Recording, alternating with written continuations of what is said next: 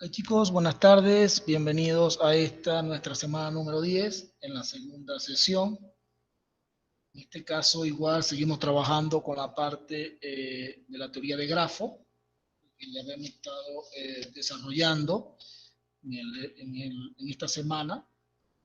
Tenemos como siempre el propósito de la sesión, que es que en este caso ustedes sean capaces de resolver ejercicios relacionados con la teoría de grafo. Para eso, evidentemente, tendríamos que estar, como siempre, estudiando lo relacionado con lo que serían los grafos, las características, definiciones, algunos tipos. Y vamos a estar hoy día viendo lo que fue nuestra actividad grupal y la solución a la misma, ¿no? Tenemos que, vamos a ver un breve repaso por lo que habíamos visto hasta el día de hoy.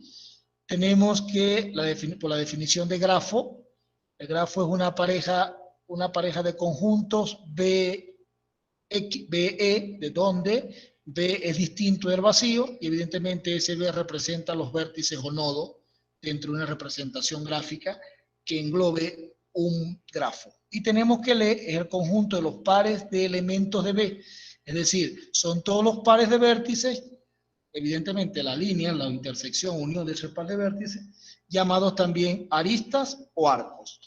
Como habíamos comentado, la palabra arista se le asigna por lo general a los grafos no dirigidos. Y para los grafos dirigidos se conoce con la palabra arista, arco. Sin embargo, hay ciertos autores que mantienen la definición de arista tanto para grafos dirigidos como para grafos no dirigidos. Sin embargo, es importante que conozcamos la nomenclatura para que no tengamos dificultades al momento de hacer el estudio de repente en algún otro texto, ¿no? Entonces van a encontrar textos o autores donde señalan como aristas para los grafos no dirigidos y como arcos para los grafos dirigidos.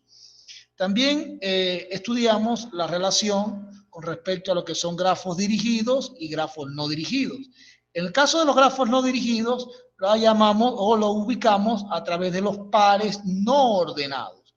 Es decir, son los pares donde no interviene o no influye el orden de la posición relativa de los vértices que forman las aristas. Es decir, la relación entre vértices no está determinada. Por lo tanto, es lo mismo escribir el par BX o B o WB y WB. Es decir, no importa la posición relativa o cómo nombremos los pares, porque sencillamente no son pares ordenados.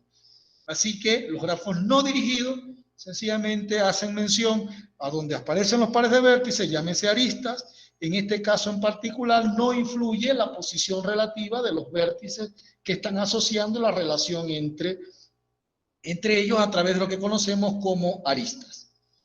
Hablamos de grafos dirigidos, ahora dirigidos, como aquellos grafos donde se asocian a través de pares ordenados de vértices. En este caso estamos diciendo que sí o sí la posición relativa del vértice influye. Y aquí hablamos incluso de extremos iniciales y extremos finales. Mientras que en los grafos no dirigidos no hace falta hacer mención a extremos y final de la arista, en ese caso, porque sencillamente no influye el orden. Mientras que en el caso del arco, llámese arco a los grafos dirigidos, ahí hablamos de punto, extremo inicial y extremo final. Más o menos una analogía así como con los vectores, ¿no? Donde los vectores tenemos evidentemente el origen del vector y el extremo del vector. Aquí podemos hacer una analogía, aun cuando no hablamos de vectores, podemos decir que hay un extremo inicial y hay un extremo final. En ese caso en particular estamos hablando de un grafo dirigido. Y por lo general, en algunos autores, hacen la salvedad de entonces cambiar la palabra arista por la palabra arco, donde arco representa la misma relación de los dos vértices, solo que ahí hace mención básicamente a que hay un extremo y un final. En este sentido, podemos entonces establecer la diferencia entre un grafo dirigido y un grafo no dirigido. Básicamente, la esencia está en la parte de asociación de los vértices, si importa o no importa el orden, y si está o no está señalado el orden. Hablamos también de vértices adyacentes, como aquellos par de vértices que son adyacentes, si solo si forman una arista o arco. Es decir, son los dos vértices que son consecutivos unidos por una arista o vértice. La palabra consecutivo la podemos asociar cuando haya una arista entre ellos. Ahora, ¿un vértice puede tener más de una arista? Por supuesto, puede tener más de una arista. Desde un vértice puede haber más de una arista. En ese caso, hablamos de grado del vértice, que ya la vamos a ver en su respectivo momento, lo que corresponde a lo que son los grafos, a lo que son los grados, ¿no? Definimos camino como cualquier sucesión de vértices y aristas. Ojo, sucesión de vértices y aristas, de tal manera que está uno consecutivo del otro, que cumple que los vértices son adyacentes, unidos por dichas aristas, es decir, son vértices consecutivos que yo voy pasando, por ejemplo, en el caso análogo por ejemplo, de las ciudades, yo paso de una ciudad a otra, cada vértice, cada carretera, cada vía que yo tome entre una ciudad y otra, se conoce como arista, y cada vez que haga contacto con la siguiente ciudad, entonces hago contacto con el vértice, de tal manera que son vértices consecutivos unidos por las aristas. Eso se conoce como camino. Ahora bien, si ese camino comienza y termina en el mismo vértice, entonces lo dejamos de llamar camino y se convierte en un ciclo. Ahora, ¿un ciclo es un camino? Por supuesto. También se conoce por algunos autores como camino cerrado. Cerrado porque evidentemente hace un ciclo, ¿no? Y el abierto porque comienza de repente en un vértice y termina en otro distinto. Entonces hablamos de caminos abiertos, algunos autores lo llaman caminos abiertos y caminos cerrados, donde esos caminos sencillamente son la prosecución o sucesión de vértices y aristas. Ojo, si estos comienzan y terminan en un mismo vértice, se conoce como ciclo. Es decir, que forman un polígono. Recuerden que un polígono es una línea, es una línea cerrada, ¿no? Donde evidentemente tenemos sus vértices, la podemos asociar ese ciclo como un polígono. Ese polígono puede tener n lados, ¿no? En ese caso n vértices y n aristas. Conocemos como bucle a toda aquella arista o arco que inicia y termina en el mismo vértice, es decir, está sobre su mismo vértice. Por eso forma algo así, donde el vértice evidentemente hace el ciclo allí. Este puede ser dirigido o no dirigido. Aplica para ambos la definición de bucle. Es decir, puede importar el orden como puede no importar el orden. En ese caso hablamos justamente de un bucle. Recordemos que también definimos el bucle cuando está dentro de o forma parte de un grafo, entonces esto lo convierte en un grafo no simple. Los grafos simples son aquellos grafos que no contienen bucle. Entonces, en ese caso en particular, podemos definir que ya el bucle hace la diferencia entre un grafo simple y no simple. Aquí igual decimos grafo simple, es un grafo, se llama simple si no posee bucle. Es decir, si el grafo no posee bucle, solo contiene sus vértices y aristas, en este caso, y esos vértices, pues esos grafos, evidentemente pueden ser dirigidos o no dirigidos. Evidentemente, en ese caso en particular, hablamos de grafos simples o no simples, de acuerdo al caso. Ya definido caminos, podemos hablar ahora de caminos de Euler. Los caminos de Euler son aquellos caminos que recorren todas las aristas exactamente una vez. Entonces, un camino de Euler, ojo, Euler establece que es una especie, o digamos una característica de caminos específicos, donde es posible recorrer, ojo, todas las aristas en este caso, todas las aristas que conforman nuestro grafo.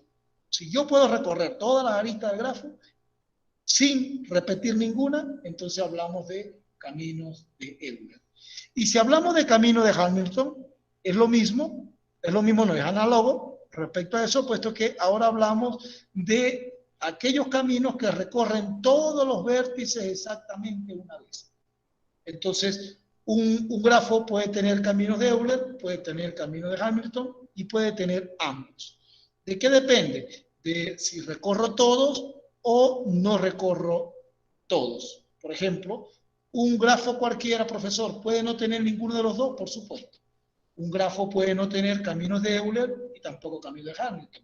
Puede tener solo caminos de Euler, puede tener caminos de Hamilton o puede tener únicamente, o ambos, depende del caso. Definimos longitud de un camino como la cantidad de aristas por donde pasa un camino. Es decir, yo defino un camino, la cantidad de aristas que define ese camino o con la que cuenta ese camino se conoce como longitud del camino. Así que un camino puede tener longitud 2, longitud 1, longitud n. Depende la cantidad de aristas que nosotros recorramos para definir ese camino. Y recordemos que un camino puede tener para ir, por ejemplo, de un vértice A a un vértice B, pueden haber n caminos, como puede haber un solo camino. En cualquiera de los casos, los caminos pueden ser variados y va a depender justamente de la proporción D. Vamos a ver que en el camino vamos a estar estudiando lo que son, entre todos los caminos que pueden haber, la longitud o la determinación del menor de los caminos. Hay evidentemente teorías que sustentan la determinación del menor de los caminos, pero por ahora identificar que en un grafo cualquiera pueden haber ambos caminos. Pueden haber caminos de Euler, pueden haber caminos de Hamilton, puede no haber ninguno de ellos, pero sí o sí voy a determinar la longitud del camino. Y estar claro que un camino no es aquel donde de repente haya discontinuidad en los vértices. Ojo, son sucesiones de vértices unidos a través de aristas. De tal manera que el hecho de que haya un salto o una discontinuidad en los vértices, ya eso excluye la definición de camino. Así que es importante separar.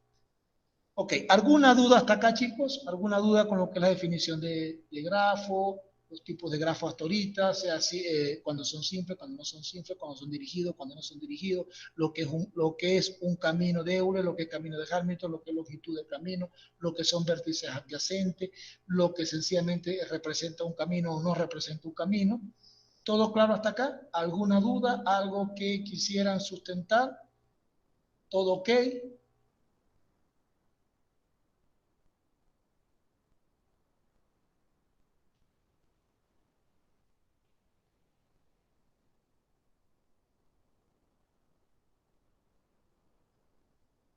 Ok, caminos y ciclos. Vamos a ver lo de caminos y ciclos. A ver, veamos. Veamos que yo puedo tener.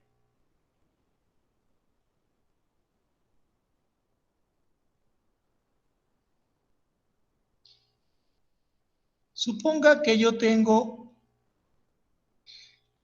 este grafo. B1, B2. Y con este vamos a repasar todas las definiciones que hemos visto, por si de repente hay alguna por allí que esté todavía en el aire. Pueden haber más, claro está.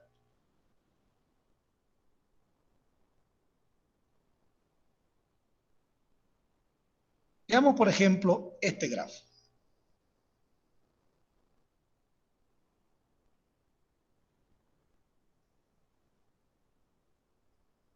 Recuerden que no necesariamente tiene que ser rectas. Ok, tengo este grafo. A ver, primero, definición de grafo. La definición de grafo es un conjunto de vértices y aristas, en este caso el grafo no dirigido, porque no tiene flechas, ¿no? Si le asigno el sentido, ya pasa de grafo no dirigido a grafo dirigido. Entonces veamos, yo tengo este grafo, y en ese grafo que yo tengo allí, yo puedo definir, por ejemplo, primero, caracterizarlo por un grafo. ¿Por qué es un grafo? Porque sencillamente cuenta con vértices, y esos vértices, por lo menos en alguno de ellos, hay una unión, entonces ya se forman las aristas. Puede que algún vértice no esté asociado, por supuesto. Yo puedo copiar, por ejemplo, aquí el vértice 5, el vértice 6, voy a copiar aquí 5, el vértice 6, y ese vértice 6 no está relacionado con ninguno, y sigue siendo grafo, ¿no? Basta que alguno de ellos cumpla la condición de relación. Entonces veamos, este es un grafo porque es una combinación de vértices y aristas. Hablamos de, por ejemplo, de vértices adyacentes cuando esos vértices están relacionados directamente por una sola arista. Por ejemplo, el vértice 3 y el vértice 5 son vértices adyacentes. ¿Por qué? Porque los dos los une una arista. Pero el vértice 5 y el vértice 4 no son adyacentes. ¿Por qué no son adyacentes? Porque no hay una arista directa entre el vértice 5 y el vértice 4. Alguien dirá, profesor, pero yo puedo llegar al vértice 4 a través del 2 y el 4, pero ya va, ojo, vértices adyacentes son aquellos que tienen de frente, o sea, el único lazo es sencillamente una arista de frente a ellos, es decir, una única arista los une.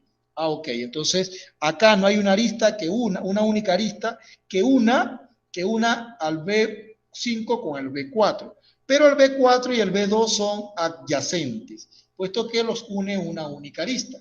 Igual el vértice 2 con el vértice 5, igual el vértice 5 con el vértice 1.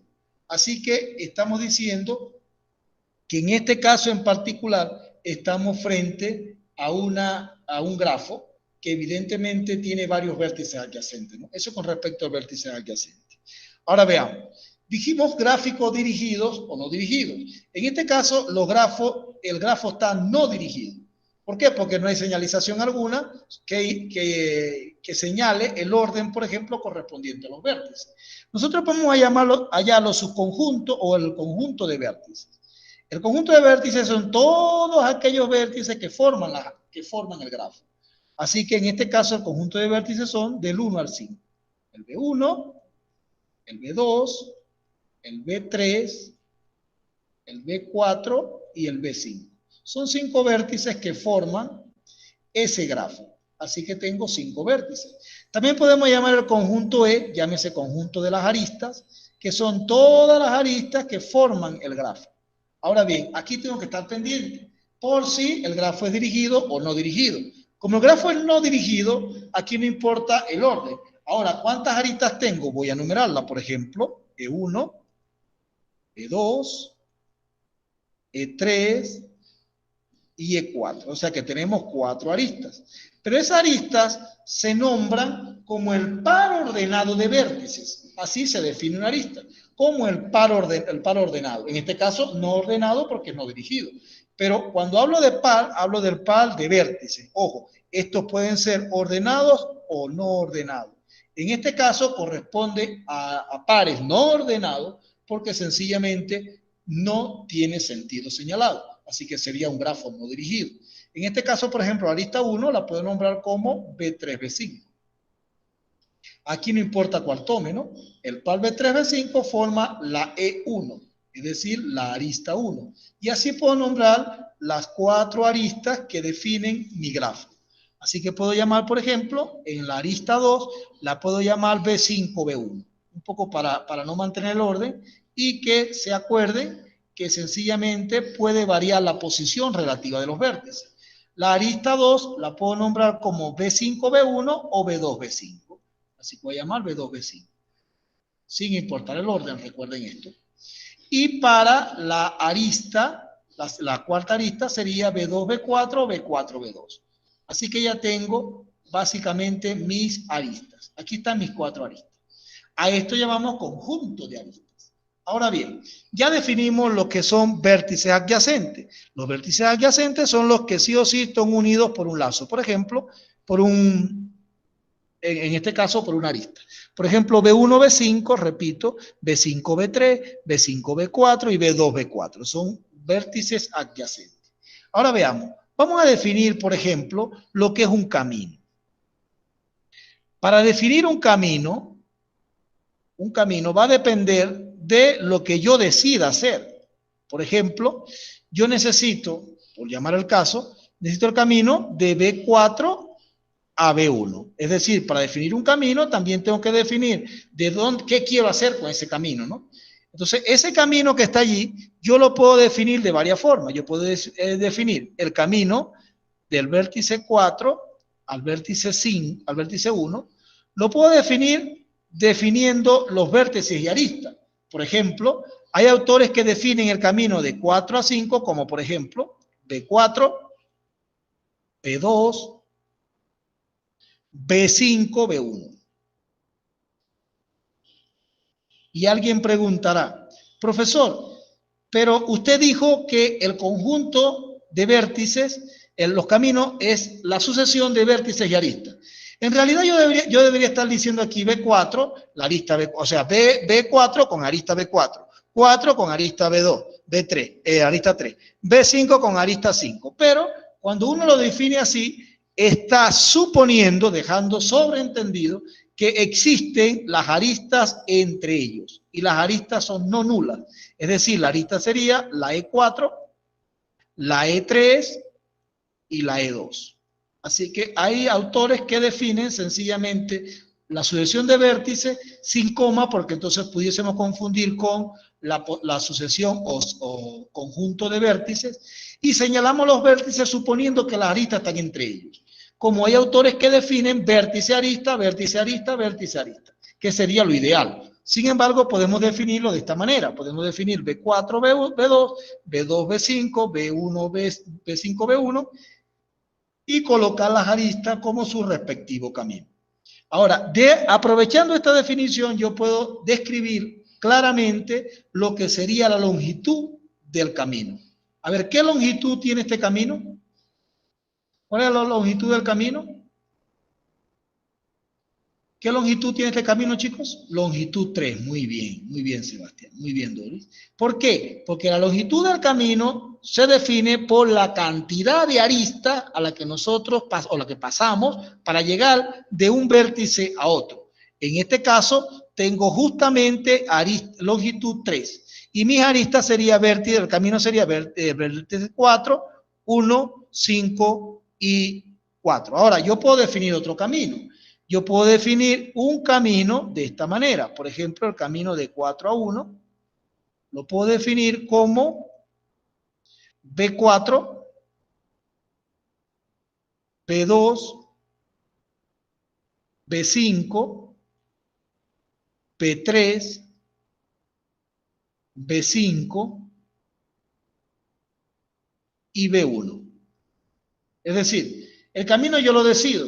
Mientras no hayan especificaciones, yo puedo repetir aristas, yo puedo repetir vértices. No necesariamente hay un camino único, así que yo puedo decir, para ir a B1 puedo ir a B4, a B2, luego B5, ir a B3, regresar a B1, ir a B3, a B5 y regresar a B1. O sea, yo decido.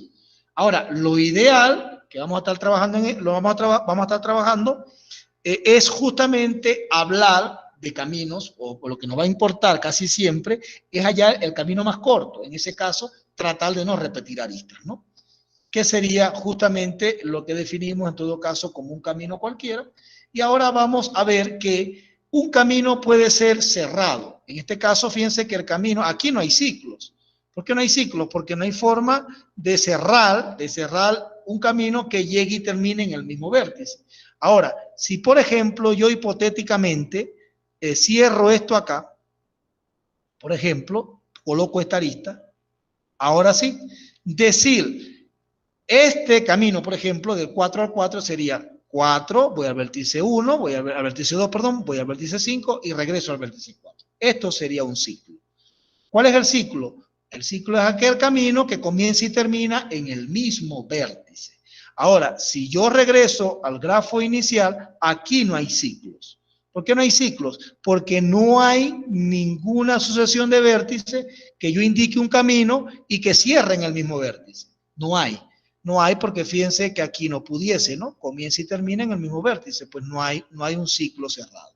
No hay una sucesión de aristas y vértices que me defina la sucesión de ese camino. ¿Se entiende la idea? Clara la definición de camino, ahora camino y ciclo. El camino sí o sí es aquel donde se cierra. Ojo, si yo hago esto, entonces ahora sí estaría frente a un ciclo. ¿Por qué? Porque está por completo cerrado y puedo comenzar. ¿Dónde lo comience? Si cierro el camino voy a morir allí, ¿no? Es decir, como les mencionaba, podemos hacer analogía con lo que sería un polígono. Un polígono es una línea cerrada, ¿no? Que consta de varios vértices. Entonces aquí tenemos, por ejemplo, un polígono, que es el menor polígono, que sería el triángulo. Puede haber un cuadrado, un hexágono, pentágono, qué sé yo. En cualquiera de los casos podemos hacer analogía de un ciclo cuando exista sencillamente esa estructura que se cierra. Ahora pregunto, ¿este grafo tendrá un camino de Euler? Definimos camino de Euler como aquel que puedo formar recorriendo todas las aristas sin repetir ninguna. Si yo quiero recorrer todos los vértices y todos los recorrer el grafo sin repetir aristas, ¿esto será posible? ¿Será posible ir, por ejemplo, de esta arista por cada una de las aristas, pasar por todas las aristas sin repetir ninguna? No es posible, ¿ves? Entonces, como no es posible, este grafo no posee caminos de Euler. A ver, ¿posee caminos de Hamilton? Para poseer caminos de Hamilton, yo debo recorrer todos los vértices del grafo sin repetir ninguno. ¿Posee caminos de Hamilton?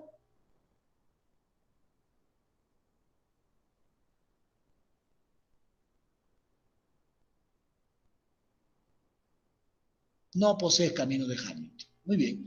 Si yo cierro esto aquí, pregunto, ¿posee caminos de Euler?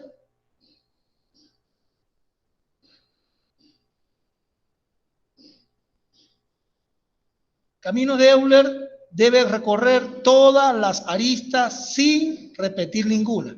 Efectivamente posee caminos de Hamilton. Miren, aquí comienzo acá, por ejemplo, y aquí voy a izquierda o derecha, me da lo mismo. Voy y ahora recorrí todas las aristas. Profesor, repitió el vértice. Ojo, camino de Hamilton habla de aristas. Ok, chévere. Ahora, ¿posee camino de Hamilton? ¿Posee camino de Hamilton?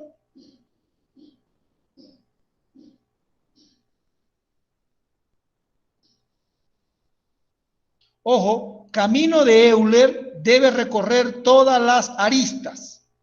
Mira, Fran, Jan, yo recorro esta arista por acá. Llevo una arista, no he repetido.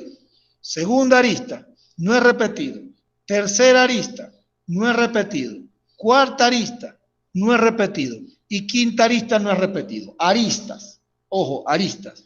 Profesor, tocó 2 veces el vértice 5. Yo no hablo de vértice, hablo de aristas. Entonces, este grafo yo lo puedo recorrer todas las aristas sin repetir ninguna. Así que tiene camino de Euler. ¿Se entiende la idea ya? ¿Entienden el resto? ¿Todo bien? Entonces, tiene camino de Euler. Ojo, camino de Euler es aquel en el que yo puedo recorrer todas las aristas. No hace falta concentrarme en el vértice. Si yo puedo recorrer todas las aristas sin repetir aristas, tiene en todo caso un camino de Euler. ¿De acuerdo? Ahora pregunto, ¿tendrá camino de Hamilton? Los caminos de Hamilton, un grafo tiene camino de Hamilton. Defino Hamilton, ojo, tiene camino de Hamilton si es posible recorrer todos los vértices sin repetir. Todos los vértices sin repetir. Sin repetir ningún vértice, entonces tendrá camino de Hamilton. Vamos a ver. Voy a arrancar acá. Voy a arrancar acá. Voy aquí. Vuelvo a este vértice. No he repetido, ¿cierto? Voy aquí, no he repetido. Voy aquí, no he repetido. Pregunto, ¿hasta este momento recorrí todos los vértices? Sí. ¿Repetí alguno? Entonces tiene camino de Hamilton. ¿Ven? Entonces, en uno no me importan los vértices, en otro no me importan las aristas. Es decir, para Hamilton lo importante es recorrer todos los vértices. Para Euler es recorrer todas las aristas. Entonces vamos a separar las dos, ¿no? Entonces este grafo contendría, en ese caso, contiene los dos, tanto camino de Euler como camino de Hamilton. Si tuviese la arista B azul, ¿no?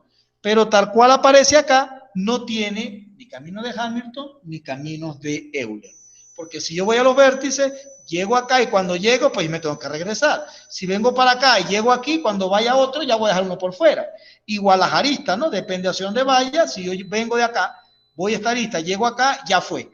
Cuando vaya una arista, yo no puedo ir a la otra. Entonces, en este caso, no hay camino de Euler, no hay camino de Hamilton.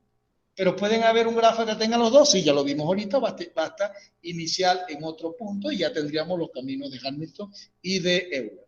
¿Se entiende hasta acá? ¿Claras las definiciones?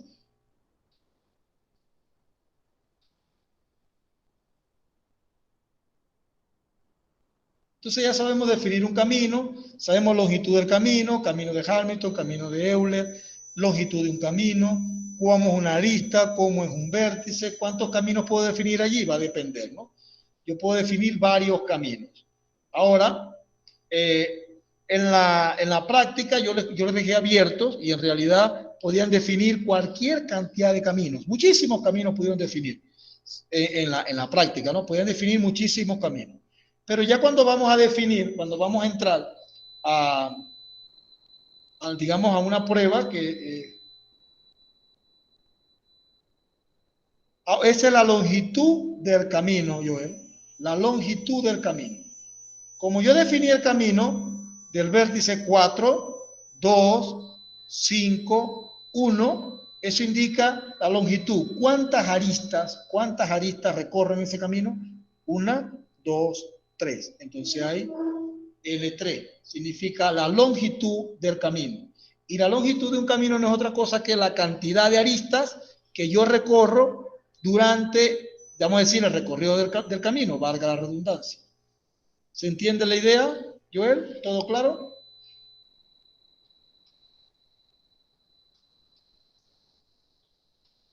Entonces, definimos longitud como la cantidad de aristas recorridas en un grafo. Evidentemente, en un camino, ¿no? Un camino dentro de un grafo.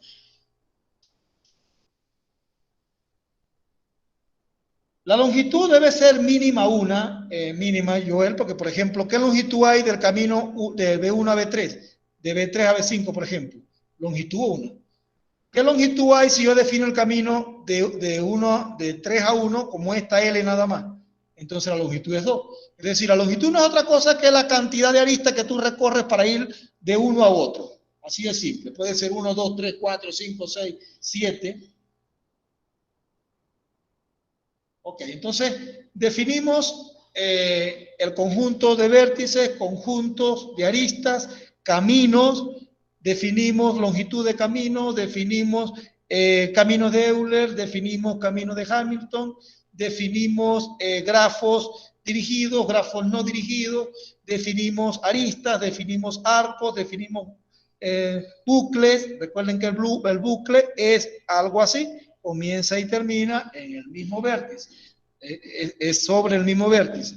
Así lo definimos como bucle. Si un grafo tiene bucle, entonces ese grafo no es simple. Si el grafo no contiene bucle, entonces es un grafo simple. Así que sencillamente ya tenemos identificado las diferentes características de grafos que hemos visto hasta ahorita, ¿no? Hasta ahorita entonces hemos recorrido todas las características de grafo. Ahora bien, en consideración con el problema número 1 visto de teoría de conjuntos, a ver, ¿algún grupo cuánto les dio el resultado de este problema, chicos? ¿Cuánto les dio, por ejemplo, el literal A, que dice aprobaron al menos una asignatura? ¿Cuánto les dio?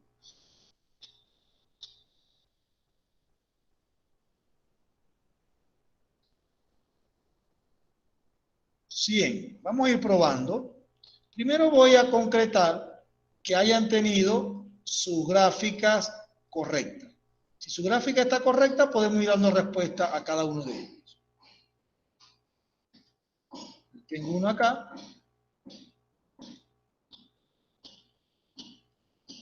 Aquí lo difícil es cómo...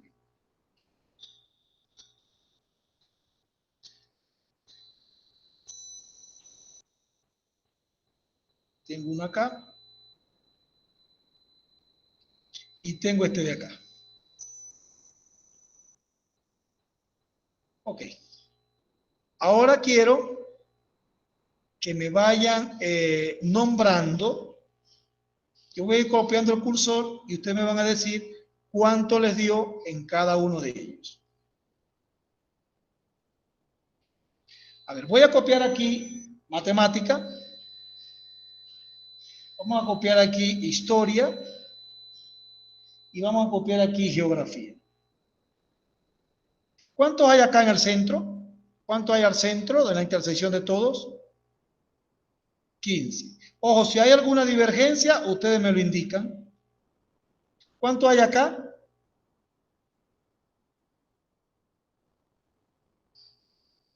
25, profe. 25, ok. ¿Cuántos hay acá? 20 o 25. Ojo, yo estoy No, colocando profe, es y 20, luego, es 20. ok, y luego verificamos la información. Yo voy a copiar aquí todo lo que ustedes me digan y posterior a eso verificamos con la información que debe cumplir el enunciado. Así se verifica. A ver, denme el que está aquí. ¿Qué está acá? ¿Cuál es? 10, ok. Denme el que está acá. 30. Denme el de acá. 10. Denme el de acá. 0. Me falta el de aquí. 15. Ok. Ahora vamos a ver. Ahora vamos con la respuesta. Denme la respuesta de la. La respuesta de la A. 100. La respuesta de la B.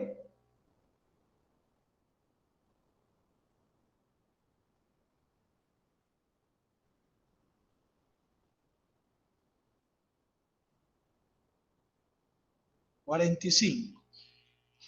La respuesta de la C. 25. La respuesta de la D.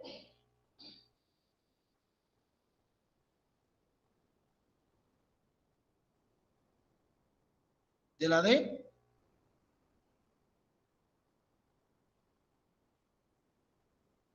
De la D, 60.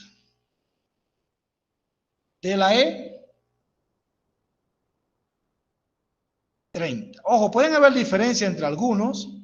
A ver, voy con todos los grupos. ¿Alguna diferencia en las respuestas o en el gráfico?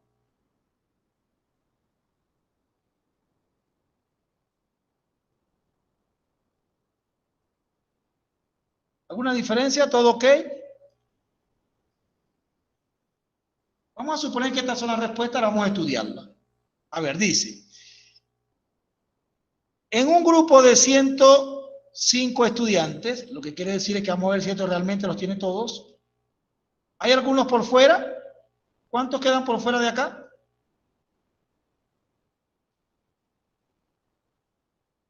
¿Cuánto queda por fuera de Cuadro Universo? ¿Consideraron ese elemento? 5, perfecto.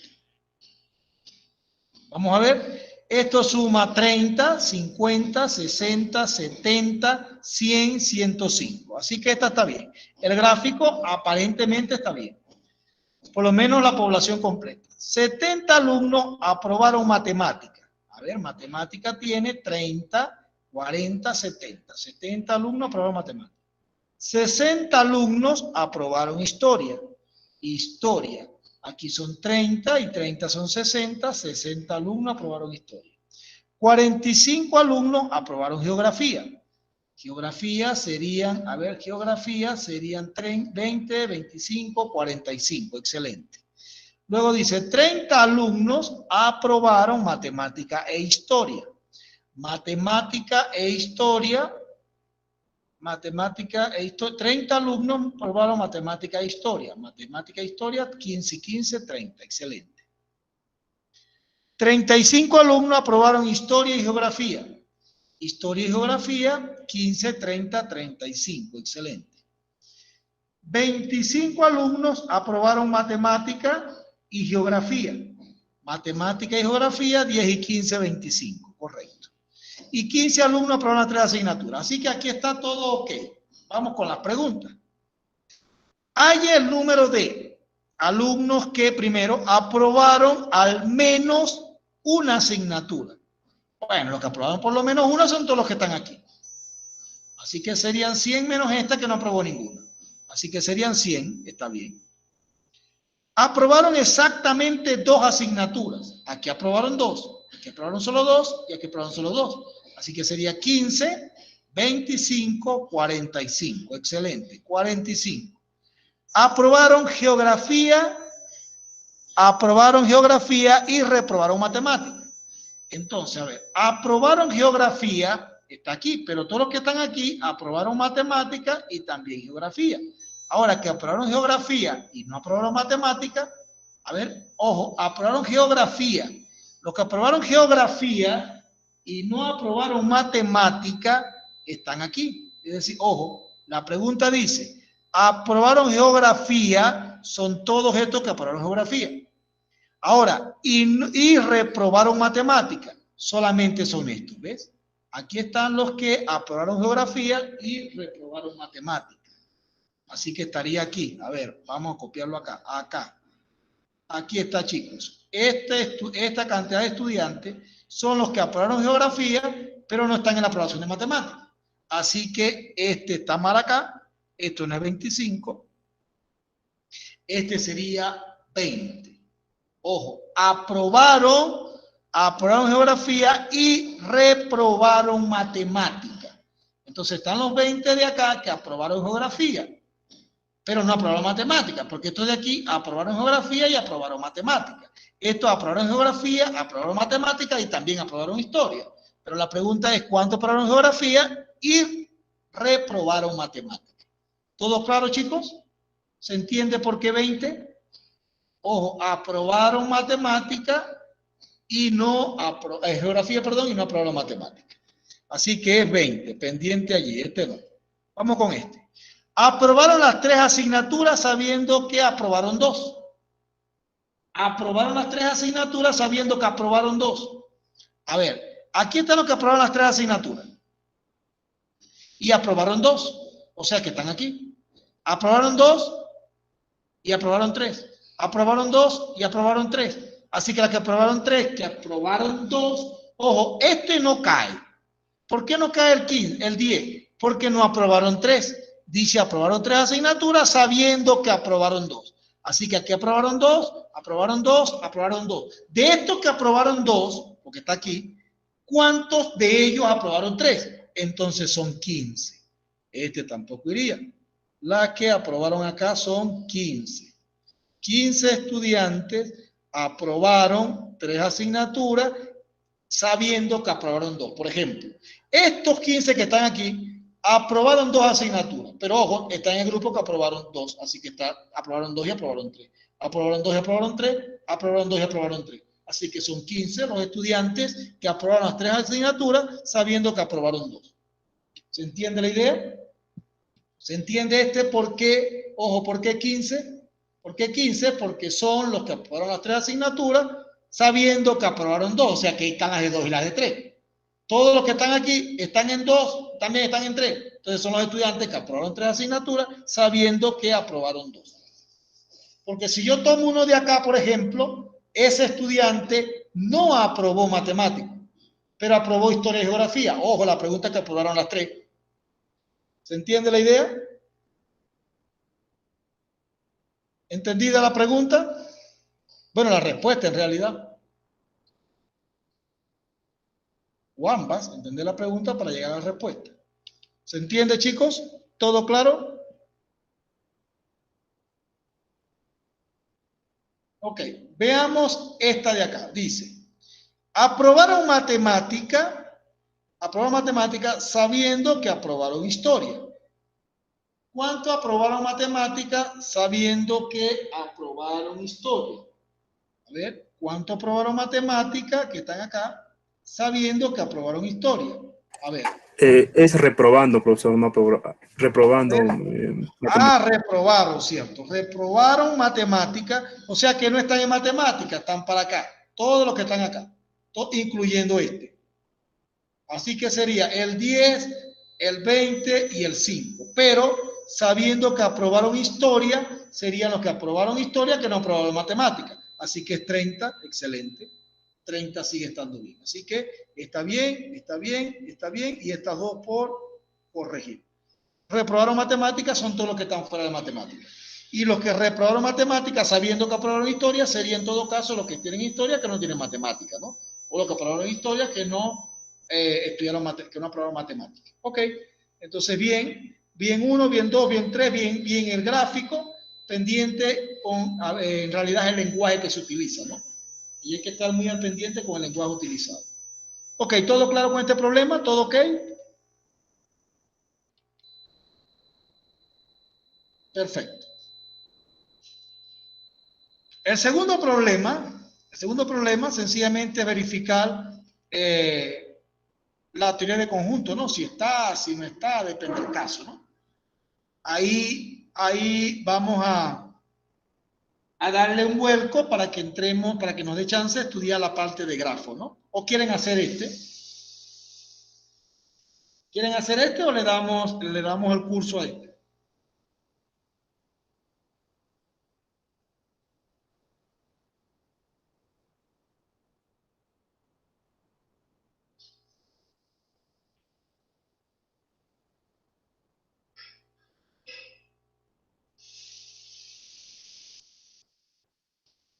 Ah, ¿por qué 100?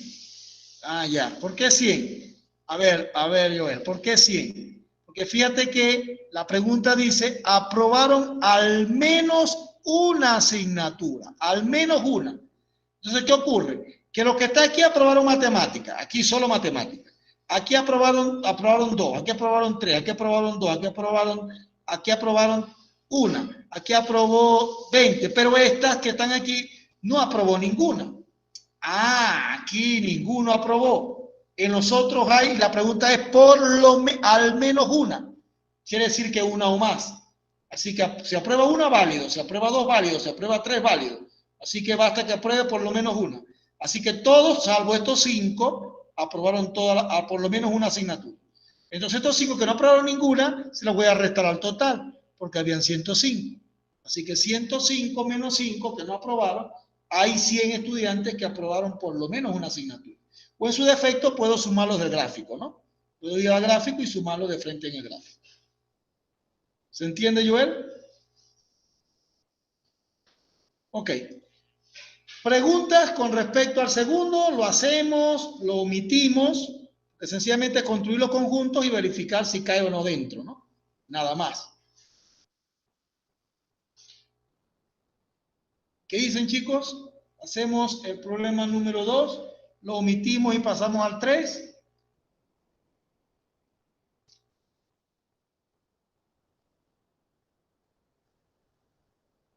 Lo hacemos, ok, vamos a hacerlo.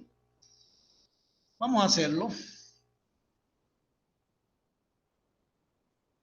A ver, voy a ir copiando los conjuntos acá para definir M, ¿no? A ver, dice M es igual, M son todos los números X, todos los X tal que X es menor o igual, 2 es menor o igual que X, menor que 5. Para el X que pertenece a Z. Ok. Dígame ese conjunto para yo copiarlo aquí al lado. Dígame ese conjunto, chicos. Cópienlo allí para entonces yo verificarlo por nuestra solución. Diríamos M igual a ¿quién? Y me van a hacer todo lo que están entre 2 y 5 sin incluir el 5. Correcto. 2, 3, 4. 2, 3 y 4. Listo. Eso es M. Vamos con N. N es todos los X, tal que X está entre 0 y 5 sin incluir el 0, hasta el 5 y siguen siendo enteros. ¿Quién sería el conjunto? Del 1 al 5, correcto. Entonces N es igual al conjunto del 1 al 5. Entonces 1, 2, 3, 4 y 5. Ahí está el N. Ok. Vamos con el siguiente conjunto, que sería el conjunto P. P está entre menos 2 incluido hasta el 6 sin incluirlo, pero ojo, enteros positivos. Enteros positivos. ¿Cuál sería el conjunto? A ver, lo llamaron P. ¿Quién es el conjunto P? ¿Quién sería P?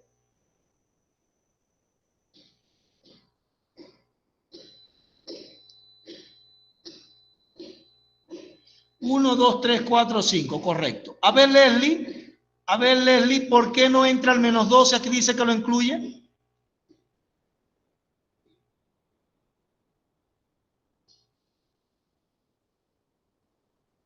Pueden activar el micrófono tranquilamente. ¿Por qué no incluir el 2? Porque dice entero positivo. Excelente, muy bien, muy bien. Así que sería del 1 al 5 también. 1, 2, 3, 4 y 5. Listo. Vamos con otro conjunto. El otro conjunto es S. Dice que S son todos los X más Y, ojo, pares ordenados, los pares, X, Y, tal que X pertenece a los enteros y Z pertenece a los enteros positivos ambos. O sea que vamos a construir pares ordenados de él. Bueno, no necesariamente ordenados porque no habla de que sí o sí sean ordenados. Así que eso es como decir un grafo no dirigido. Así que sería S igual a ¿quién?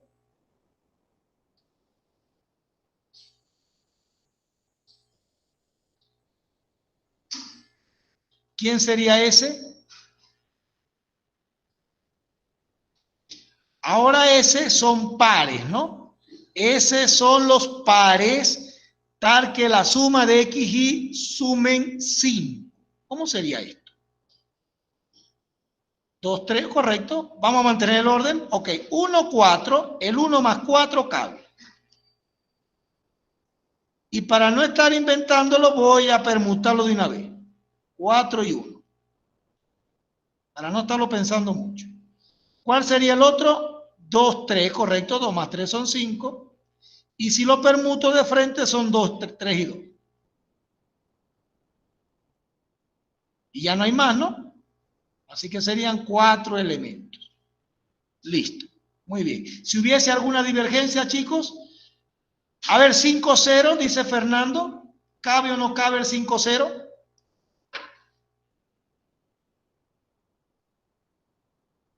¿Cabe o no cabe el 5, 0? Porque son 0 es entero, ¿ah? Ojo, 0 es entero.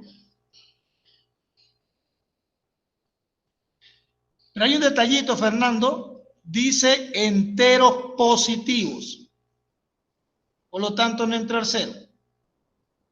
Los enteros están así divididos. En enteros positivos, enteros negativos y enteros, donde va el 0. Así está dividido el conjunto numérico.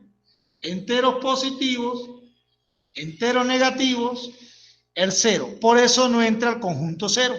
Así que para acá, positivo. Para allá, negativo. Si incluye el 0 y lo incluye a todos, entonces va acá. Positivos con el 0. ¿Se entiende, Fernando? ¿Por qué no el 5, 0? Ahora miren el T. El T sí incluye el elemento que está señalando nuestro amigo Fernando. Porque aquí está Z y no hace la salvedad. Así que Z es entero. Lo incluye a él. Ah, entonces ahora T incluye nuestro 0, ¿no? Entero, positivo, 0. Entonces sería así. El conjunto sería el 0, 5, el 5, 0 y todos los anteriores. Que es la misma condición. Así que estos y todos los anteriores.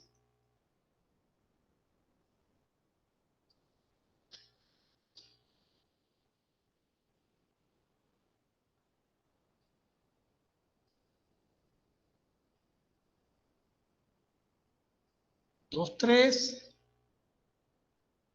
y 3, 2. Ahí está. Ya tenemos el conjunto T. Este, repito, sí incluye el 0 porque ya está haciendo la salvedad que entra el 0 en el conjunto. Listo. Ahí tenemos el conjunto T.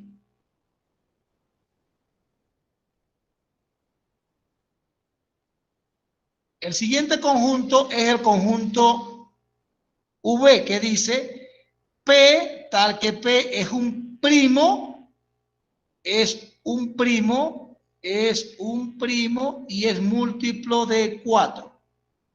El V. A ver, ¿cuál será el primo múltiplo de 4?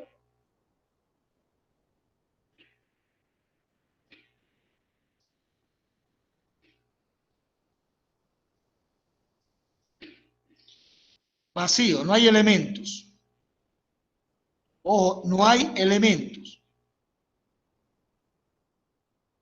Vamos con el siguiente que dice X es un divisor de 20. X es el conjunto W.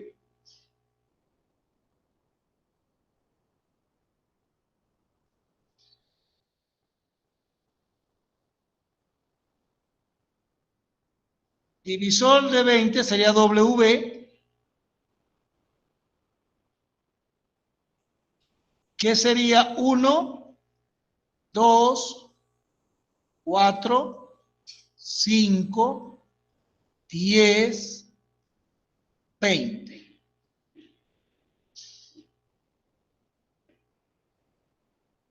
W. Y el X es el X tal que X es menor que 200 y X pertenece a los reales. ¿Quién sería el conjunto X? X, para definirlo, sencillamente sería desde menos infinito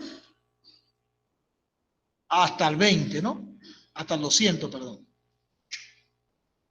Sin incluirlo, voy a colocar aquí un intervalo abierto y voy a colocar un intervalo abierto.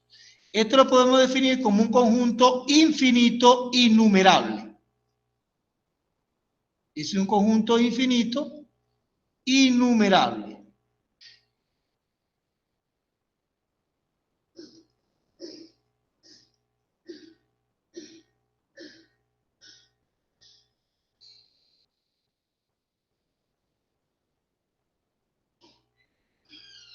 Pudiésemos incluir el negativo 6 menos 1 sin problema, pero por lo general cuando el conjunto Z incluye el negativo, debe especificarlo. Ahora, el que me colocó el menos no hay problema. Lo vamos a colocar aquí como válido. 6 menos 1 podemos estarlo tomando.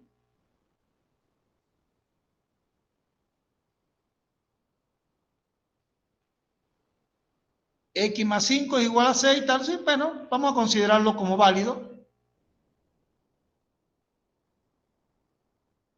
Y así muchos. Por eso, vamos a dejarlo cerrado acá. Y si me colocaron alguno de ellos, lo voy a colocar como válido. Pero ojo, aquí en este conjunto, solamente que debí definirles el conjunto Z inicialmente, ¿no? Cuando aparece el 0 en la parte de arriba, pasa que son nomenclatura y como no se la definí, pues no hay problema. Se la voy a dejar como válido. En este caso en particular, debió decir así, con el 0. Entonces, cuando esto ocurre así, sencillamente es del 0 los positivos. Así que, ojo, si lo colocaron así, chévere. Si lo colocaron así, también lo voy a colocar como chévere. Pero debería estar estrictamente con los positivos. Ojo, si está así, igual no va a alterar la respuesta, pero igual vamos a considerar el hecho que el conjunto incluía los positivos por no haber incluido aquí el conjunto, la aclaratoria si toma o no el negativo. ¿De acuerdo? Ojo, como no incluye la aclaratoria de que incluye el negativo, porque entonces sería un conjunto innumerable, también innumerable, el conjunto de pares de conjuntos innumerables. Basta tomar cualquier negativo menos n. Es decir, tomo cualquier número n y le sumo el positivo n más 5.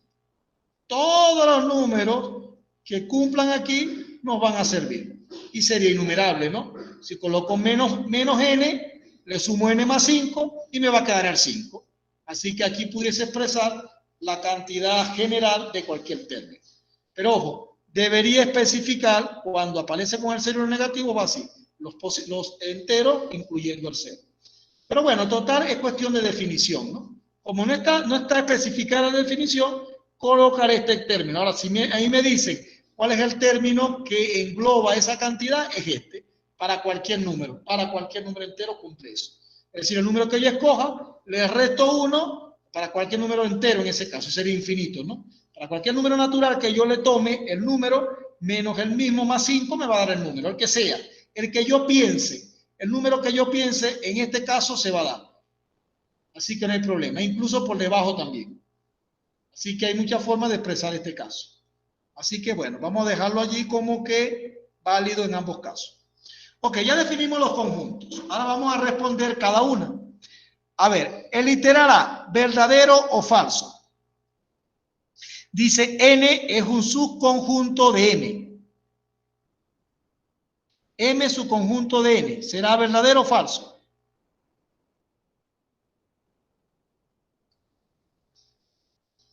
N es subconjunto de M. Vemos a N y vemos al M.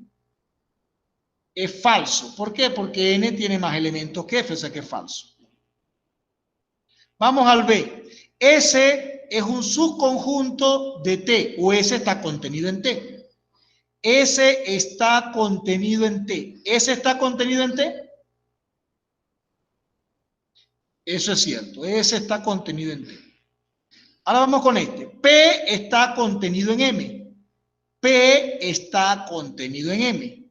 Sería falso, ¿no? W está contenido en X. W está contenido en X. Esto es, a ver, W está contenido en X, es verdadero. M está contenido en P. M está contenido en P. Ciertamente tiene los elementos de P, o sea que es verdadero. P está contenido en N. P está contenido en N. A ver, P está contenido en N, verdadero.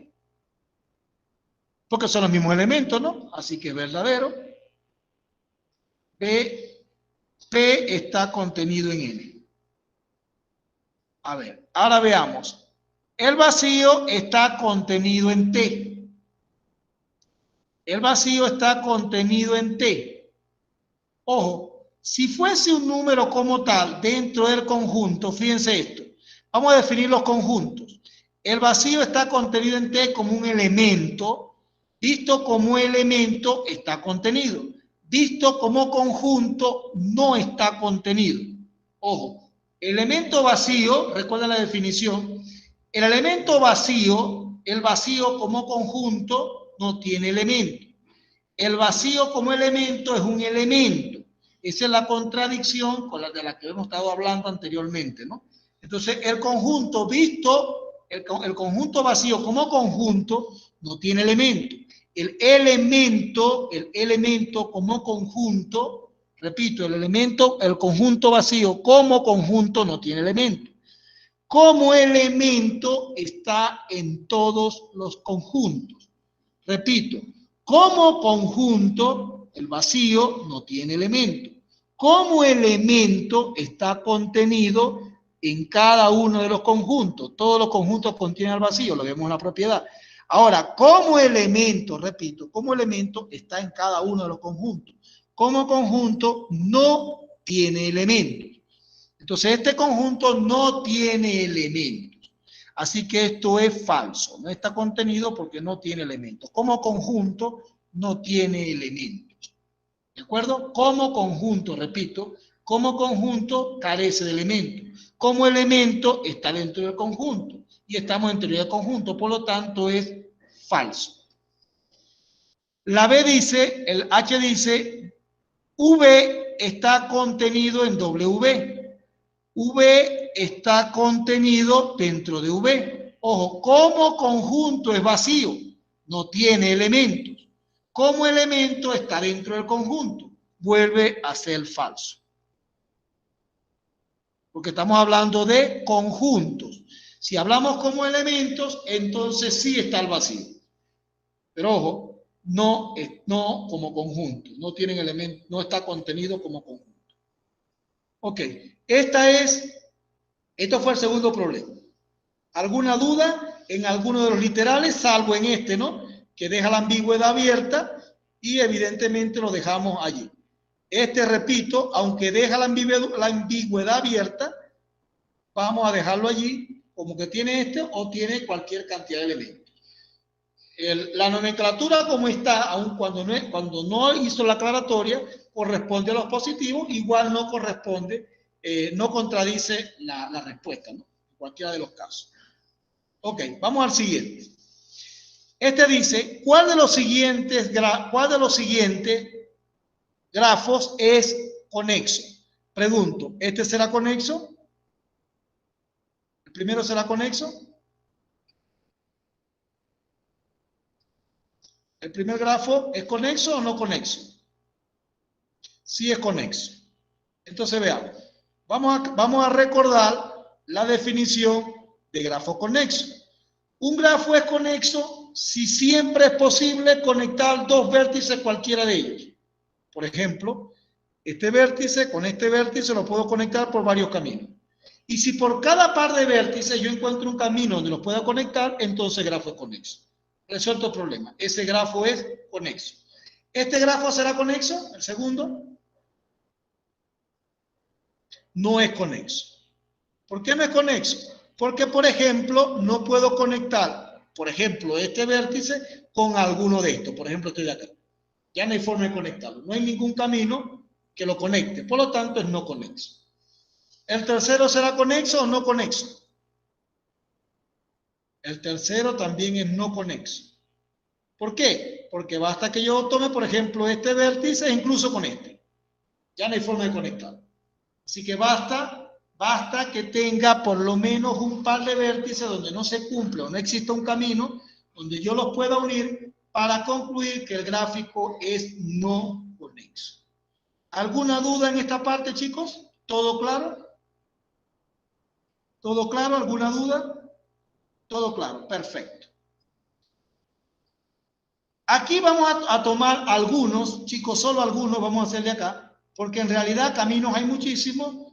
Aquí lo que quería dejar claro es que ustedes pueden colocar o encontrar varios caminos, encontrar varias aristas, pero vamos a copiar algunos, ¿no?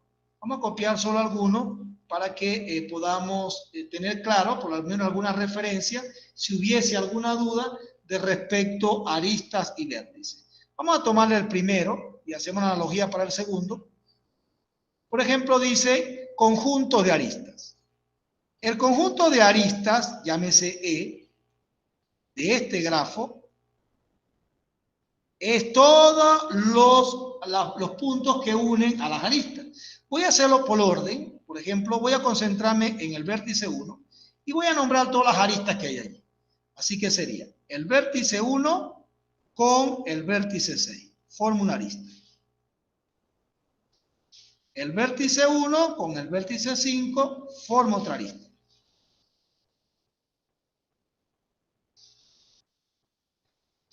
El vértice 1 con el vértice 2 forma otra arista.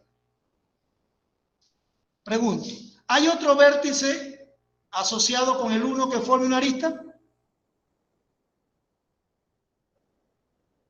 ¿O ya agotamos el vértice 1? Ya agotamos el vértice 1, ¿ves? Y así no me pierdo. Voy con el vértice 2. Vértice con el 1 ya está asociado. Así que solamente diría el vértice 2 con el vértice 3. Ya tengo todos los vértices, todas las aristas asociadas con el vértice 1 y 2. Con el vértice 3. Con el vértice 3 tengo. Con el 2 ya lo hice. Con el 5 no lo he hecho. Así que con el vértice 5. El vértice 3, con el 5 ya está hecho, con el 7 no está hecho, así que con el vértice 7.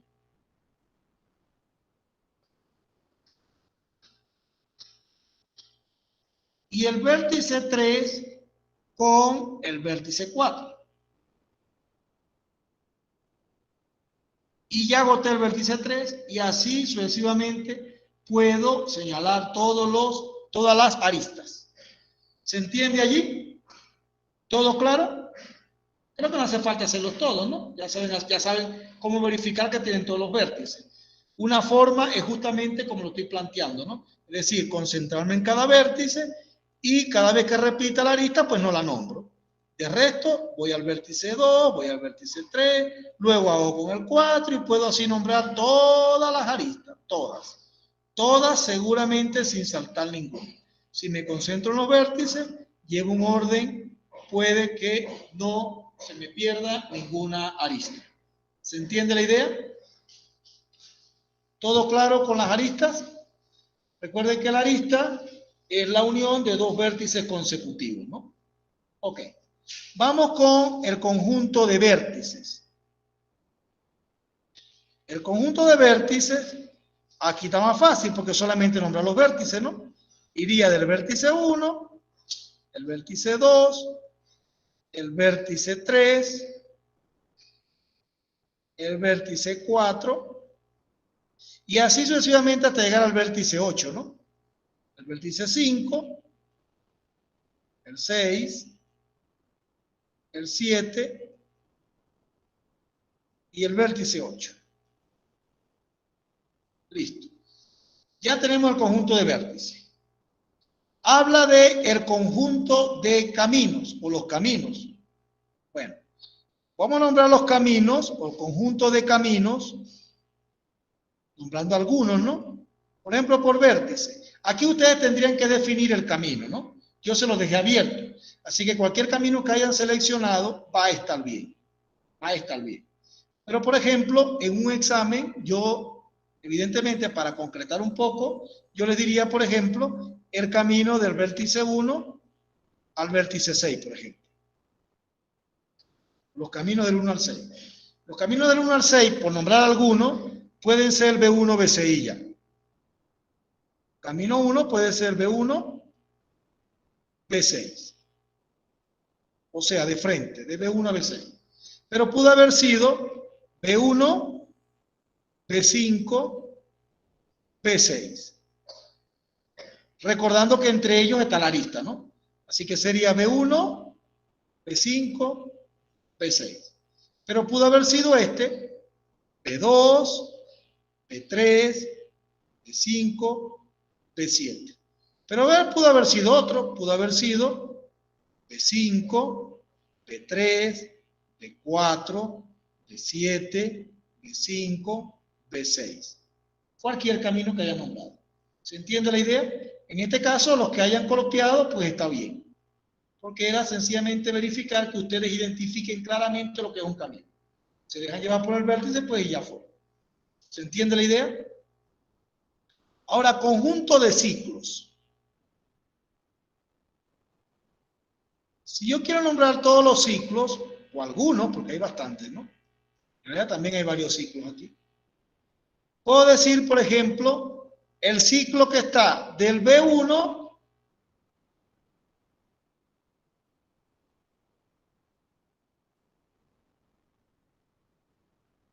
pero es normal, Elmer. Cuando tú lo quieres encontrar todo, vas a nombrar muchísimos, claro está, muchísimos. Por eso les digo, ¿no? Que todos los que hayan encontrado son buenos. Porque la ventaja es que una vez que ustedes hayan recorrido varios caminos, me supongo que ya la definición de camino quedó totalmente clara.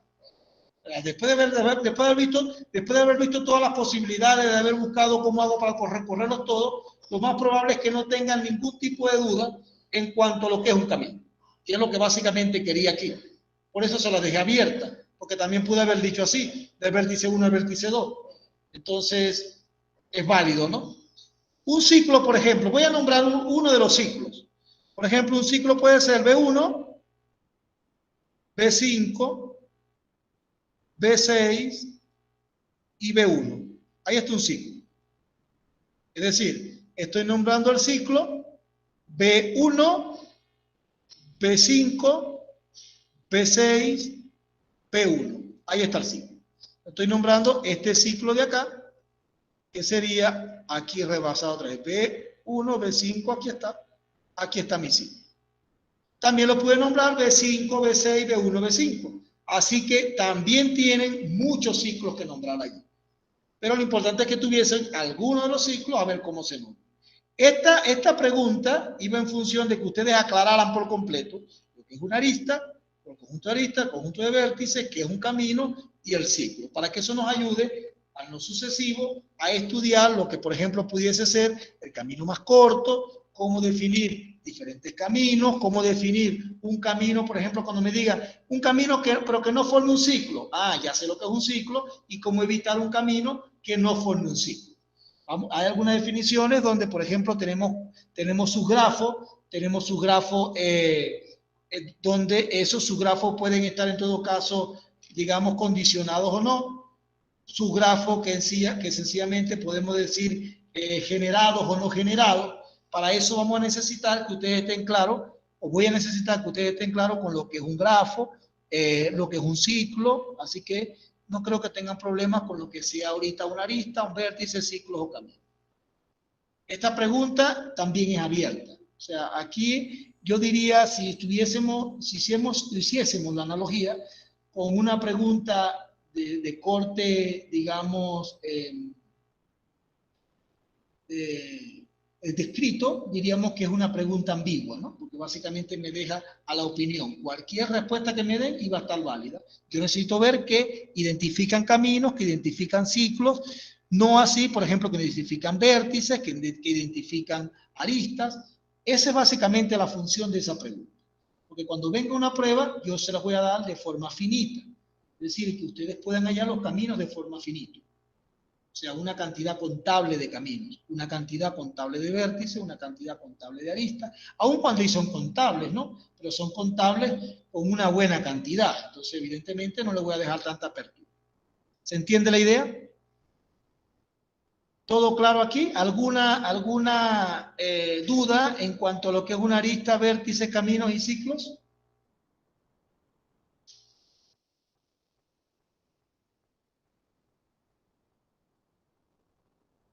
¿Todo claro, chicos? Vértices, caminos, ciclos, aristas. Perfecto. Entonces, repito, está totalmente abierto, ¿no? Ahora A ver, ¿cómo le fue con este problema?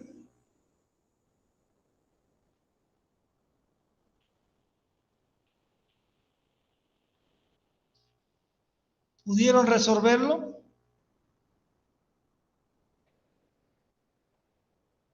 ¿Cuántas aulas hacen falta?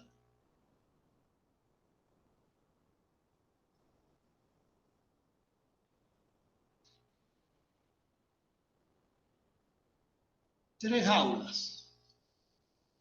¿Quiénes irían en cada jaula? ¿Quiénes irían en cada jaula?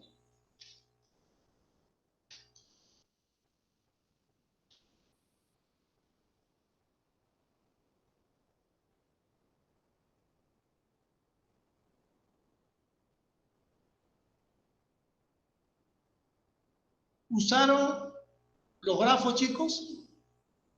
¿Usaron la definición de grafo? ¿Puede usar el audio, Sebastián, no hay problema, para que sea más rápido? Incluso si lo tienes, lo puedes compartir. ¿Lo tienes resuelto? ¿Lo puedes compartir? Sí, profe, un momento, lo voy a buscar en mis archivos. Y vamos a compartirlo mejor, que sea para verificarlo entre todos. Dejo de compartir yo y chequeamos el de Sebastián.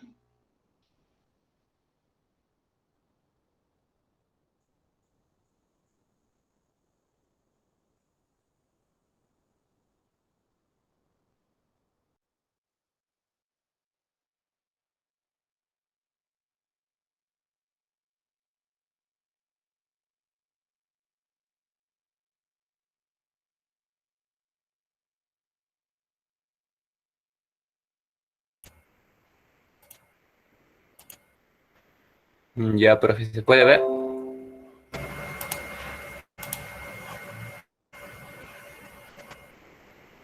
Ajá, está bien. Y así lo graficamos, profe. Ok. ¿Cómo sería el análisis? Ya, profe, primero utilizamos digamos, acá dice, ¿no? Cocodrilo no se puede juntar con ciervo, antílope, mono ni elefante, y así formamos nuestro esquema. Y uniendo los que no se pueden unir con el cocodrilo. Por eso acá aparte del cocodrilo, que no se puede unir con el antílope, ciervo, e intenté separarlo por un color, pero que no se diferencien tantos. Igualito lo mismo con el oso, que el oso nos explica que no puede unirse con el rinoceronte, cocodrilo ni ciervo. Así sucesivamente con la cebra, el hipopótamo y la jirafa. Para deducir las jaulas, tuve que utilizar los colores verde, rojo y celeste, que lo puse debajo de cada nombre. Y también me puse en la opción, ¿no? Digamos, de la cebra. Si quiero hallar con quién se puede ir.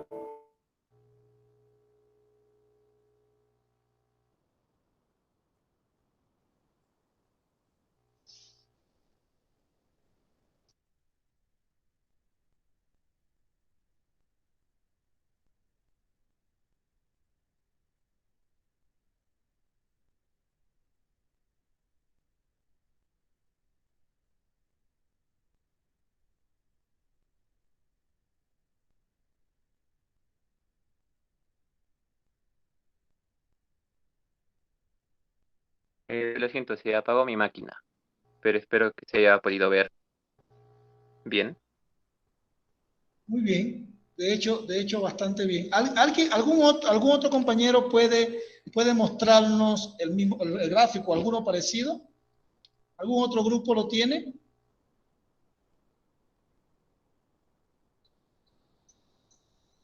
Un poco para estudiar, para ver la estructura de grafo. A ver, chicos, ¿alguien en la sala tiene el problema?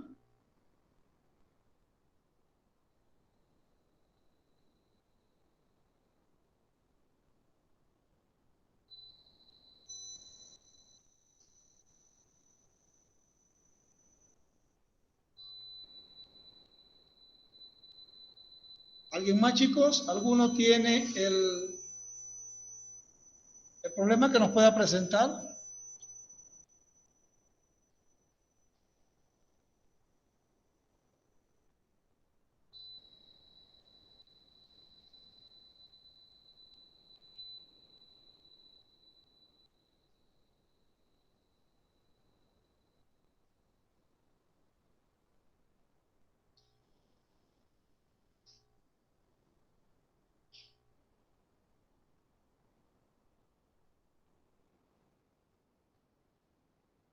A ver, vamos a hacerlo entre todos acá.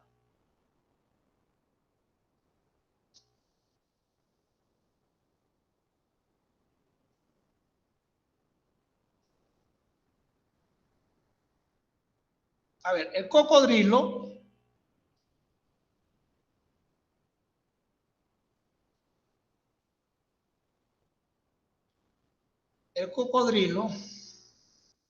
tenemos cocodrilo,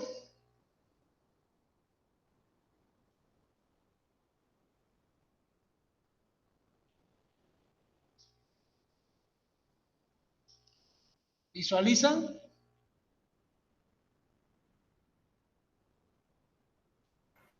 Sí, pero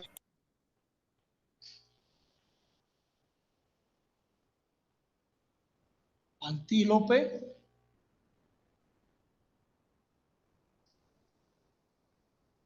tenemos ciervo,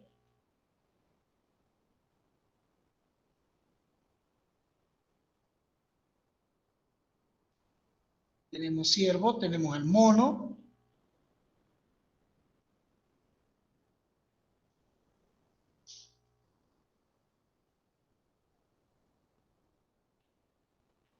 tenemos el elefante,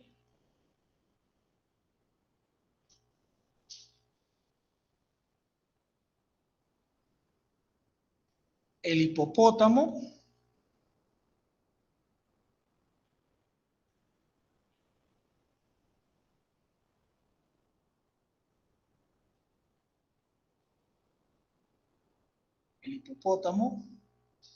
la jirafa,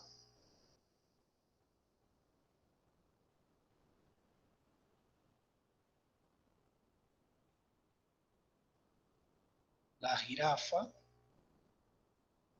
la cebra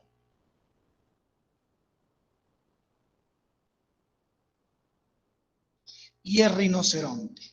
Bueno, rinoceronte y oso, nos faltan dos. Rinoceronte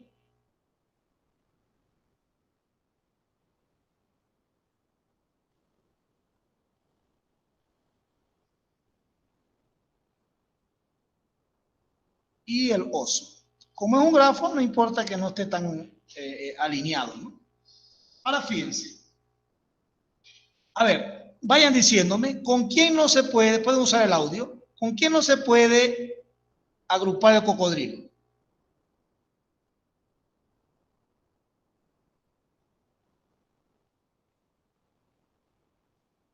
¿Con quién no se puede agrupar el cocodrilo? Para no abandonar la presentación de este lado. ¿Con quién no se debe? Con el antílope, ciervo. Antílope, ciervo, Ciervo, ¿quién más? mono y elefante. Mono, aquí está mono y elefante. Ok. ¿Qué mano dice el problema? ¿Quién más? ¿Quién no se puede juntar con quién más? La cebra no se puede juntar con el rinoceronte, La cebra no se ni con el puede cocodrilo, juntar con el rinoceronte, ni con el cocodrilo, ni el antílope. ni el antílope. Muy bien. ¿Qué más dice? Eso no se puede juntar con el rinoceronte. ¿Quién? El oso no se puede juntar con el rinoceronte. El oso no se puede juntar con el rinoceronte. Ni con el cocodrilo, ni con el ciervo. Ni con el cocodrilo, ni con el ciervo. Ok. ¿Qué más tenemos? El hipopótamo no se puede juntar con el elefante. El hipopótamo con el elefante. Ciervo. Con el ciervo. Ni con el...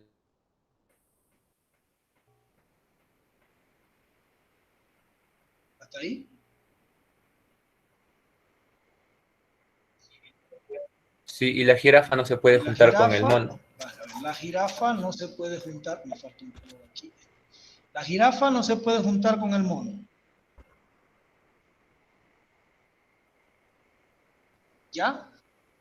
Sí, el hipopótamo era tampoco... Sí, el hipopótamo tampoco se puede juntar con la jirafa. Eso es todo. Ok, chicos, hay algo que vamos a ver en teoría de grafo que se llama subgrafos. Un subgrafo es aquel grafo que es un subconjunto de ese grafo, de tal manera que puede tener, de hecho, puede tener la misma cantidad de vértices, o a lo mejor parte de los vértices, porque es un subconjunto de él, pero no pierde las características de grafo. ¿Qué quiere decir? Que como aquí hay un problema de exclusión, fíjense una cosa, ¿cuál es el vértice que tiene mayor aristas?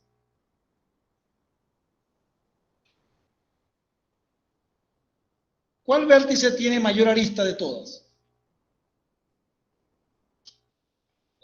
El cocodrilo, ¿ve? Entonces, si profe. yo le quito esa arista, es decir, hago un subgrafo, de tal manera que voy a hacer esto, es decir, estoy quitando al cocodrilo. Aquí voy a quitar al cocodrilo.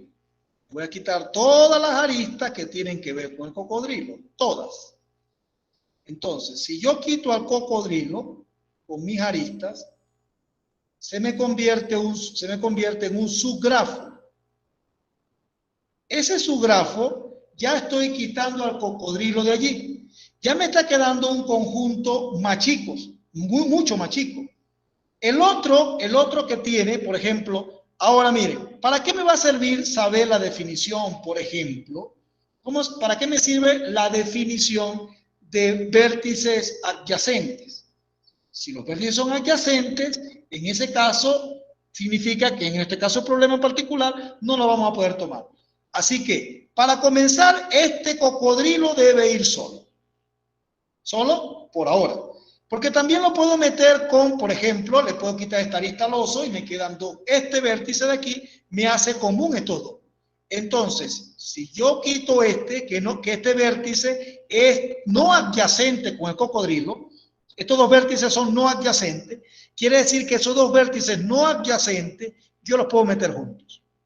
Ah, entonces hasta ahorita diría que el cocodrilo lo puedo meter con el rinoceronte. Y ya tengo dos elementos que no tienen ninguna adyacencia. Este también hace un nudo crítico aquí. El hipopótamo también hace un nudo crítico. Por lo tanto, si yo quito también esa arista del hipopótamo, que no es adyacente ni con el vértice del rinoceronte, ni con el vértice del cocodrilo, lo pudiese estar metiendo juntos. Ya está. Entonces tengo tres, y ahora con el resto de animales, lo único que tengo que agruparlo en los grupos que no son vértices adyacentes. Listo. Los que no formen vértices adyacentes van juntos y resuelto el problema. Entonces, ¿quién iría junto? Por ejemplo, el oso y el mono no tienen vértices adyacentes. Así que estos dos pueden ir juntos. Vértice y mono no tienen vértices adyacentes. Pero el elefante que tengo acá, este elefante, estará solo, ¿no? Y tampoco tiene vértices adyacentes ni con el mono ni con el oso, pero tampoco con la cebra, porque no tiene vértices adyacentes. Así que todos van juntos. Y luego me quedarían los otros que queden adyacentes, es decir, estos dos de acá los estaría metiendo juntos. Entonces, que estoy aplicando la teoría de grafo. Y con vértices adyacentes o no, que sería este, con este otro, y con la jirafa que no tienen elementos comunes, no tienen vértice común. Listo. Entonces son los vértices no adyacentes. Ahí tengo el problema en cada una de la estructura. ¿Ves? ¿Se entiende la idea? Entonces, para hacer un subgrafo, cuando tengo un problema de este tipo, busco el vértice con mayor conectividad o con mayores, digamos, vértices adyacentes y elimino ese vértice. Si elimino ese vértice, se me forma un subgrafo más simple. Y con ese subgrafo más simple, lo único que tendría que estudiar, cuáles son las aristas o lo que tienen la adyacencia y quitar y colocar los que no son adyacentes. Y con eso estaríamos resolviendo el problema aplicando la teoría de grafo, ¿no? Evidentemente, me hubiese gustado escuchar por completo el análisis de nuestro amigo Sebastián, pero bueno. De todas maneras, el grafo como tal, inicialmente estaba muy bien diseñado, así que no hay problema. Y las jaulas también obedecen, ¿no? La cantidad de jaulas. Así que no hay problema. ¿Alguna duda, chicos? ¿Se entiende la aplicabilidad acá del grafo? ¿Se entiende cómo yo puedo partir de un grafo, hacer un subgrafo, que es lo que vamos a ver en la próxima clase? Hacer un subgrafo y sobre ese subgrafo, entonces puedo resolver mi problema sin ningún tipo de dificultad. Basta en todo caso determinar los vértices que pueden ser adyacentes o no. Listo, entonces vamos a hacer en la próxima clase va un par de ejercicios, por supuesto. Perfecto, en la siguiente hacemos unos más donde apliquemos la teoría de subgrafo. Esa va. No te preocupes, la voy a apuntar de una vez que está dentro de la sugerencia hacer un par más. Ok, chicos, ¿todo claro? Nos vemos entonces la próxima semana. Ojo, practiquen, miren las PPT, el Jamboard. Ok, vamos con este Jamboard para que les quede, para que tengan la solución. Igual, chicos, cuídense, que estén bien. La lista la voy pasando. Ahí está el Jamboard. Y también la lista, chicos. Verifiquen que entran. Ok, ya entran sin problema. Ok, chicos, cuídense, que estén bien. Manténganse en sus casas.